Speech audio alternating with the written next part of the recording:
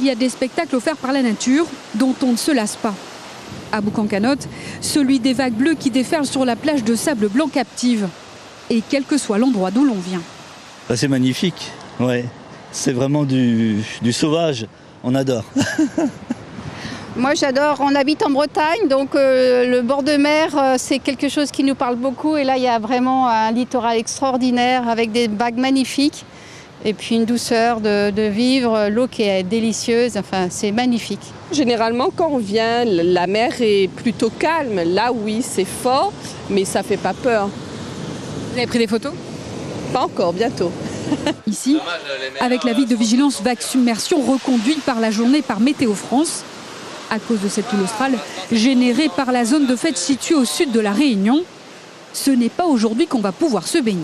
La baignade sur Boucan-Canotte, comme d'habitude, est fonction du filet de baignade, qui aujourd'hui n'est pas installé en raison de la forte houle, ça se comprend bien. Et temporairement, à la piscine de Boucan, on a une flamme rouge, car lorsqu'il y a les plus gros phénomènes de vagues qui passent, ça fait beaucoup de mouvements dans le bassin et la sécurité n'est pas maximum pour le moment. Un peu plus loin, dans le port de plaisance de Saint-Gilles-les-Bains, les bateaux sont bien à l'abri. Et les sorties en mer, vraiment pas au programme. Aujourd'hui, du coup, vu le temps qui est un peu maussade, et puis surtout une grosse activité au niveau des vagues, on a préféré rester à quai pour bricoler un peu sur le bateau, installer des nouveaux supports de canne, et puis voilà, faire un peu de rangement.